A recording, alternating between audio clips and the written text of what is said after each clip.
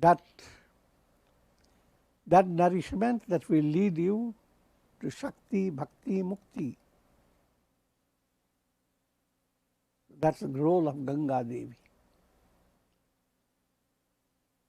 If you don't have that setting, then you are following the law of karma and you are moving towards Dakshinayana path. But when you follow the role in the correct way, then you are following the path of Uttarayana. And coincidentally, you have Makar Sankranti festival waiting for all those who are devotees of Hindu culture. And that means commencement of the end of that cycle of time where day has become extremely shortened, night has become very big. But now it reverses. Night getting shortened and daytime goes on increasing.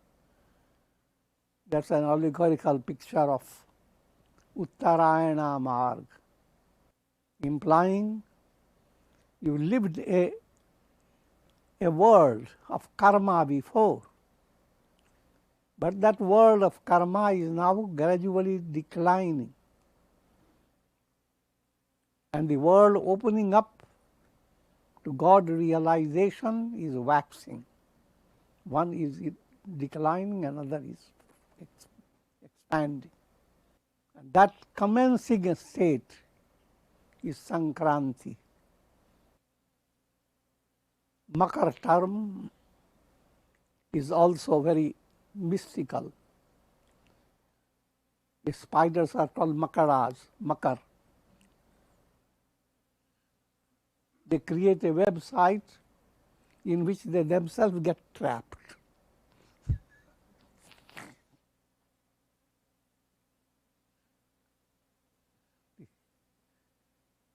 Souls under the grip of sakamya karma, of pravritti, souls under that grip, they are in that state of spider creating a web to be trapped.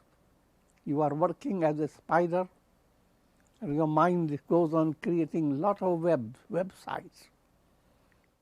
Like Google. Your vrittis Googles up countless scenes of misery.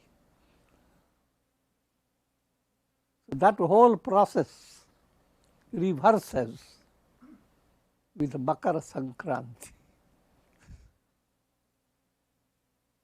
So it's a matter of great celebration. Only thing I am adding, that don't wait for Makar Sankranti.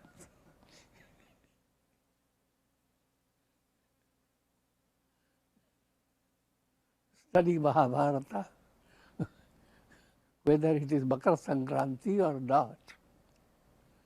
Study it in a deep winter. Study it during springtime. Study it in January. Study it in December. In other words, if you are spiritually advanced, sensitive, create Makar Sankranti every day and celebrate it.